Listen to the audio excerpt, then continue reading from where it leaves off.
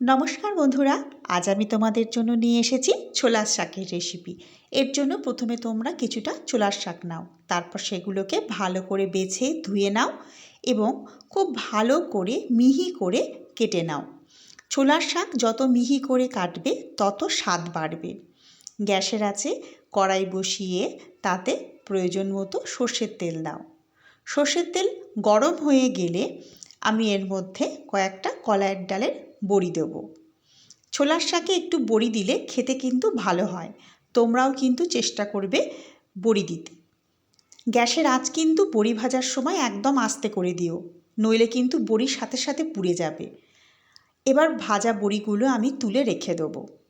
এই তেলের মধ্যে আর একটু সর্ষের তেল মিশিয়ে নেব, একটা তেজপাতা আর একটা শুকনো লঙ্কা ফোড়ন দেব। অবশ্যই কিন্তু শুকনো লঙ্কাটা দুটুকরো করে দেবে। যখন শুকনো লঙ্কা তেজপাতা ভাজা হয়ে যাবে তখন এর মধ্যে হাফ চামচ পাঁচ ফোড়ন দেব।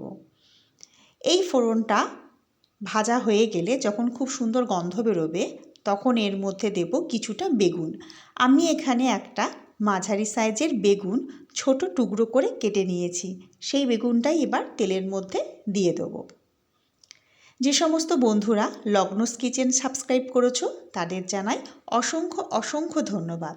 আর যারা এখনও পর্যন্ত লগ্নস কিচেন সাবস্ক্রাইব করনি, আমার ভিডিওটি শেষ পর্যন্ত দেখার পর যদি তোমাদের ভালো লাগে অনুরোধ রইল একটিবার সাবস্ক্রাইব করার জন্য। বেগুনটা এবার একটু ভেজে নেব, তার আগে অল্প করে একটু লবণ দিয়ে নেব। দেখো বেগুনটা কিন্তু আমার ভাজা হয়ে গেছে, আর বেশি ভাজবো না। এই সময় এর মধ্যে কেটে রাখা ছোলার শাকটা দিয়ে দেবো। ছোলার শাক সব সময় চেষ্টা করবে খুব মিহি করে কুচিয়ে নিতে। যত ভালো করে মিহি করে কোচাতে পারবে তত ভালো কিন্তু খেতে হবে। তোমরা যারা আমার ভিডিও দেখছো তারা চাইলে আমার চ্যানেলের অন্যান্য রান্নার ভিডিওগুলোও দেখতে পারো। তোমরা কিন্তু অবশ্যই এইভাবে একবার ছোলার শাক বাড়িতে রান্না করে দেখো, খেতে কিন্তু খুব ভালো হয়। বেশি কিছু উপকরণ লাগে না, চেষ্টা করবে অবশ্যই কিন্তু একবার এভাবে রান্না করে খেতে। এবারে একটু এর মধ্যে নুন দেব আর দেব হলুদ গুঁড়ো।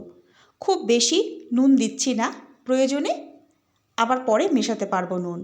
এবার 10 মিনিটের জন্য একটা ঢাকা চাপা দিয়ে দেবো। 10 মিনিট পর দেখো ঢাকা খুলে দেখবে এর মধ্যে অনেকটা জল বেরিয়েছে।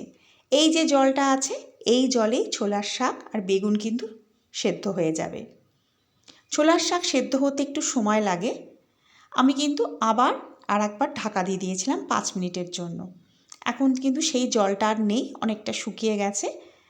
বাকি যেটুকু ভেজা ভাব আছে এটাও শুকিয়ে নেব। এর আগে এর মধ্যে দুটো কাঁচা লঙ্কা চিড়ে দিয়ে দেবো। আমি একটা শুকনো লঙ্কা দিয়েছিলাম, ঝালের জন্য আরও দুটো কাঁচা লঙ্কা দিলাম। এখন একদম জল নেই, ভালো করে শাক ভাজা হয়ে গেছে। এবারে যে বড়িগুলো ভেজে রেখেছিলাম সেই বড়িগুলো একটু গুঁড়ো করে নেব, তারপর সেই বড়ির গুঁড়োটা এই শাকের মধ্যে মিশিয়ে দেবো। তোমরাও এইভাবে বড়ি গুঁড়ো করে শাকের মধ্যে কিন্তু মেশাবে। গরম ভাতের সঙ্গে গরম ছোলার শাক পরিবেশন করো। আমার কিন্তু ছোলার শাক একদম রেডি পরিবেশনের জন্য।